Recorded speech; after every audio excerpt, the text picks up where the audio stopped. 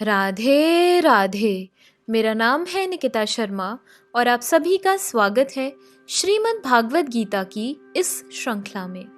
पिछले श्लोकों में हमने समझा कि किस प्रकार श्री कृष्ण अर्जुन को समझाते हैं कि हे कुंती पुत्र, मृत्यु के समय शरीर त्यागने पर जो कुछ भी याद करता है वह उस स्थिति को प्राप्त करता है जो हमेशा इस तरह के चिंतन में लीन रहता है। चलिए आज बढ़ते हैं अगले श्लोकों की ओर।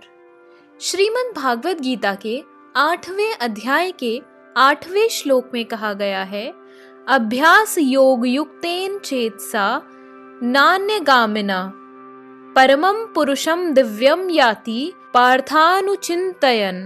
अर्थात हे पार्थ, जो व्यक्ति मेरा स्मरण करने में अपना मन निरंतर लगाए रखकर अविचलित भाव से भगवान के रूप में मेरा ध्यान करता है वह मुझको अवश्य ही प्राप्त होता है। इस श्लोक में भगवान कृष्ण अपने स्मरण किए जाने की महत्ता पर बल देते हैं।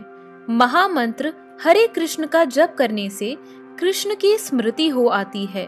भगवान के शब्दोच्चार यानी ध्वनि के जप तथा श्रवण के अभ्यास से मनुष्य के कान, जीभ तथा मन व्यस्त रहते हैं। इस अध्याय का अभ्यास अत्यंत सुगम है और इससे परमेश्वर को प्राप्त करने में सहायता मिलती है।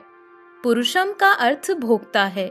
यद्यपि सारे जीव भगवान की तटस्थ शक्ति हैं, किंतु वे भौतिक कल्मश से युक्त हैं। वे स्वयं को भोक्ता मानते हैं जबकि वे होते नहीं। यहाँ पर स्पष्ट उल्लेख है कि भगवान ही अपने विभिन्न स्वरूपों तथा नारायण, वासुदेव आदि स्वांशों के रूप में परम भोक्ता हैं। भक्त हरे कृष्ण का जाप करके अपनी पूजा के लक्ष्य परमेश्वर का उनके किसी भी रूप नारायण, कृष्ण, राम आदि का निरंतर चिंतन कर सकता है। ऐसा करने से वह शुद्ध हो जाता है और निरंतर जप करते रहने से जीवन के अंत में वह भगवत धाम को जाता है।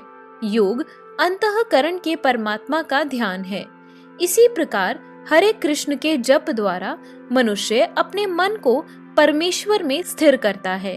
मन चंचल है, अतः आवश्यक है कि मन को बलपूर्वक कृष्ण चिंतन में लगाया जाए। प्रायः उस एक प्रकार के कीट का दृष्टांत दिया जाता है जो तितली बनना चाहता है और वह इसी जीवन में तितली बन जाता है। इसी प्रकार यदि हम निरंतर कृष्ण का चिंतन करते रहें तो यह निश्चित है कि हम जीवन के अंत में कृष्ण जैसा शरीर प्राप्त कर सकेंगे।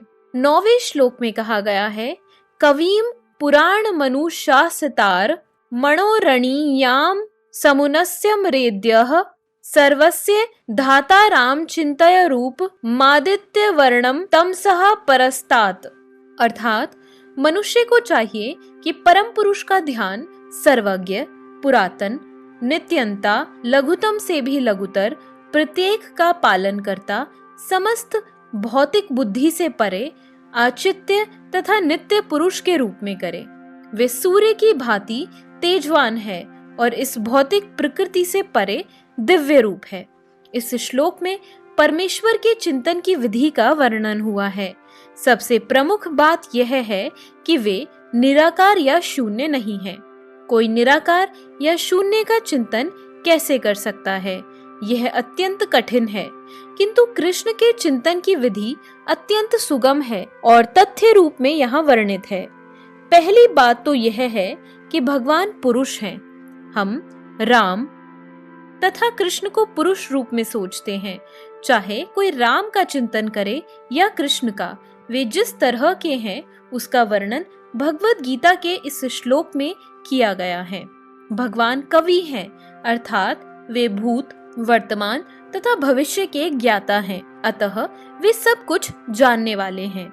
वे प्राचीनतम पुरुष हैं क्योंकि वे समस्त वस्तुओं के उद्गम हैं। प्रत्येक वस्तु उन्हीं से उत्पन्न है। वे ब्रह्मांड के परम नियंता भी हैं। वे मनुष्यों के पालक तथा शिक्षक हैं। वे अणु से भी सूक्ष्म हैं। जीवात्मा बाल के अग्रभाग के 10,000वें अंश के बराबर है, किंतु भगवान अचिंत्य रूप से इतने लघु हैं कि वे इस अणु के भी हृदय में प्रविष्ट रहते हैं, इसीलिए वे लघुतम से भी लघुतर कहलाते हैं।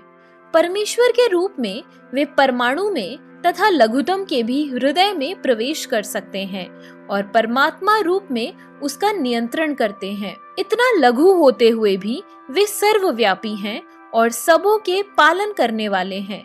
उनके द्वारा इन लोकों का धारण होता है। प्रायः हम आश्चर्य करते हैं कि ये विशाल लोक किस प्रकार वायु में तैर रहे हैं। यहाँ यह बताया गया है कि परमेश्वर अपनी अचिंत्य शक्ति द्वारा इन समस्त विशाल लोकों तथा आकाश गंगाओं को धारण किए हुए हैं। इस प्रसंग में अचिंत्य शब्द अत्यंत सार्थक है। ईश्वर की शक्ति हमारी कल्पना या विचार शक्ति के परे है, इसीलिए अचिंत्य कहलाती है। इस बात का खंडन कौन कर सकता है? वे इस भौतिक जगत में व्याप्त हैं, फिर भी इससे परे हैं। हम इसी भौतिक जगत को ठीक ठीक नहीं समझ पाते, जो आध्यात्मिक जगत की तुलना में नगण्य है। तो फिर हम कैसे जान सकते हैं कि इसके परे क्या है? अचिंत्य का अर्थ है इस भौतिक जगत से परे, जिसे हमारा तर्क, नीति शास्त्र तथा दार्शनिक चिंतन छू नहीं पाता और जो अकल्पनीय है।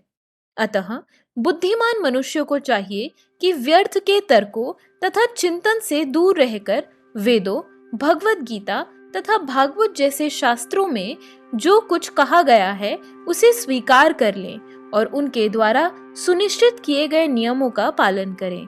इससे ज्ञान प्राप्त हो सकेगा।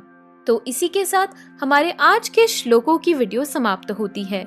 अगर आप सभी लोग श्रीमद् भागवत गीता की इस श्रृंखला में हमारे साथ हैं तो हमें अपने विचार कमेंट सेक्शन में जरूर बताएं और इस वीडियो को अपने परिवारजनों और मित्रगणों के साथ जरूर शेयर करें, ताकि उनके जीवन में भी इस सुंदर ज्ञान के कारण कोई बदलाव हो सके।